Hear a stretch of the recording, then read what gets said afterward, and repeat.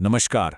आज हम एक बहुत ही प्राचीन और पावरफुल रहस्य के बारे में बात करने वाले हैं, जिसका नाम है नारायण कवच। इसे साहस की ढाल भी कहा जाता है। चलिए, इस बात की शुरुआत एक बड़े सवाल से करते हैं। सोचिए, अगर किसी का सामना एक ऐसे दुश्मन से हो जाए जो इनविंसिबल लगे, जिसे हराया ही नहीं जा सकता, तो उसे कैसे हराया जाएगा? हजारों साल पहले श्रीमद् भागवतम में बिल्कुल ऐसी ही एक सिचुएशन का जिक्र मिलता है। और वहां एक गुप्त हथियार ने, एक सीक्रेट वेपन ने, जो नामुमकिन था उसे मुमकिन कर दिखाया था। तो कहानी कुछ यूं है कि देवराज इंद्र वो असुरों की सेना से प्राय प्राय हार ही चुके थे। बिल्कुल निराश हताश होकर वो पहुंचे अपने गुरु आचार्य विश्वरूप के पास एक उपाय ढूंढने। और तब आचार्य विश्वरूप ने इंद्र को एक दिव्य रहस्य दिया। वो था नारायण कवच। ये कोई मामूली हथियार नहीं था, ये तो खुद नारायण का अपना प्रोटेक्टिव शील्ड था।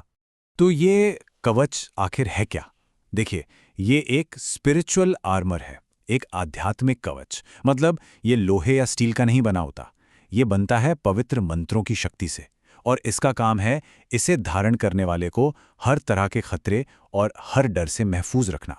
यहाँ एक बहुत इंटरेस्टिंग फर्क है। देखिए, जो फिजिकल आर्मर होता है वो तलवार और तीरों से बचाता है, राइट? लेकिन नारायण कवच जैसा आध्यात्मिक कवच वो डर, निराशा और उन अनदेखे खतरों से बचाता है जो सीधा हमारे मन पर असर करते हैं। तो सवाल यह है कि इस दिव्य कवच को धारण करने की तैयारी कैसे होती है? चलिए जरा इसके प्रोसेस को समझते हैं। कवच का पाठ शुरू करने से ठीक पहले एक बहुत जरूरी रिचुअल होता है, जिसे न्यास कहते हैं।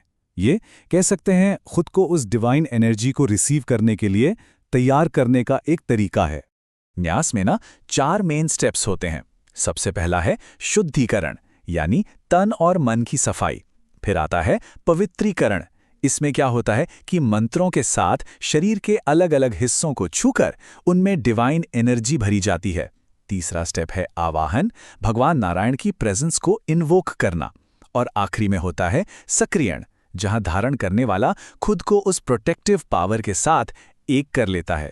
ठीक है, तो तैयारी तो हो गई। अब देखते हैं कि ये कवच असल में प्रोटेक्ट कैसे करता है। देखिए, इस कवच का जो कोर प्रिंसिपल है वो है भगवान विष्णु के अलग अलग रूपों और उनके हथियारों को इन्वोक करना, ताकि एक ऐसे 360 डिग्री की प्रोटेक्शन बन सके जिससे कोई भेद ना पाए। और ये प्रोटेक्शन हर जगह है, हर एलिमेंट में। पानी में भगवान का मत्स्य अवतार रक्षा करते हैं, जमीन पर वामन अवतार एक ढाल की तरह खड़े हो जाते हैं, और आसमान में उनका विश्वरूप रक्षा करता है। मतलब कोई भी जगह अनप्रोटेक्टेड नहीं रहती। ये कवच सिर्फ जगह तक ही लिमिटेड नहीं है, ये समय से भी परे है। सुबह सुबह भगवान केशव अपनी गदा लेकर रक्षा करते हैं, दोपहर में भगवान विष्णु सुदर्शन चक्र के साथ, और जब रात का अंधेरा होता है तो भगवान पद्मनाभ रक्षा के लिए होते हैं। ये तो लिटरली 24/7 की प्रोटेक्शन है। और बात सिर्फ फिजिकल डेंजर्स की नहीं है। नारायण कवच तो श्राप, बुरी आत्माओं और ग्रहों के नेगेटिव इफेक्ट्स जैसे अनदेखे अनसीन खतरों से भी बचाता है। ये एक कंप्लीट प्रोटेक्शन शील्ड है। इस कवच की पावर को महसूस करने के लिए जरा इस एक लाइन को देखिए, जो भगवान विष्णु के सुदर्शन चक्र को इन्वोक करती है। यह सिर्फ एक प्रार्थना नहीं है, ये एक कमांड है, एक आदेश है जो उस दिव्य हथियार को दुश्मनों को खत्म करने के लिए बुलाता है। लेकिन क्या इस कवच की शक्ति का कोई सबूत है? ग्रंथ में एक बड़ी ही जबरदस्त कहानी है जो दिखाती है कि ये कितना इफेक्टिव है। तो कहानी है कौशिक नाम के एक ब्राह्मण की। उन्होंने इस कवच को धारण किया हुआ था। एक दिन उन्होंने योग शक्ति से अपना शरीर एक रेगिस्तान में त्याग दिया। अब बहुत समय बीत गया। फिर एक दिन गंधर्वों के राजा चित्ररथ अपने विमान से ठीक उसी जगह के ऊपर से गुजर रहे थे, और जैसे ही वो उस जगह के ऊपर आए, उनका विमान मिस्टीरियसली आसमान से सीधा नीचे आ गिरा। एकदम हैरान परेशान चित्ररथ ने पास में मौजूद वालखिल्य ऋषियों से पूछा कि भाई ये हुआ क्या? तो उन्होंने समझाया कि भले ही उस ब्राह्मण का शरीर अब नहीं रहा, लेकिन नारायण कवच की शक्ति वो अब भी उनकी हड्डियों की रक्षा कर रही थी, और उस पवित्र जगह की डिसरिस्पेक्ट करने की वजह से ही विमान नीचे गिर गया। तो फिर इसके फायदे क्या हैं?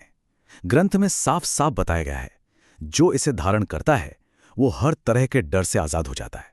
उसे राजा, चोर, जंगली जानवर, किसी से कोई खतरा नहीं रहता। कमाल की बात तो यह है कि जो कोई उस इंसान को देख ले या छू भी ले, वो भी डर से मुक्त हो जाता है। और हाँ, ये तो है ही कि इसी कवच को पहनकर इंद्र ने असुरों की सेना को इतनी आसानी से हरा दिया था। तो आखिर में ये समझना बहुत जरूरी है कि नारायण कवच सिर्फ एक पुराना वॉर हिम नहीं है, ये उससे कहीं ज्यादा है। इसका असली मतलब हमारे अंदर और बाहर के डर को जीतने में है। यह हमें सिखाता है कि सबसे बड़ी ढाल तो भरोसे और हिम्मत की होती है, जो हमें जिंदगी के किसी भी चैलेंज का सामना करने की ताकत देती है। तो ये एक सवाल छोड़ जाता है, आज की इस मॉडर्न दुनिया में जहां हमारी लड़ाइयां अलग हैं, स्ट्रेस, एंग्जाइटी, अनसर्टेनिटी, वहां इस साहस की ढाल का मतलब क्या हो सकता है? सोचिएगा जरूर।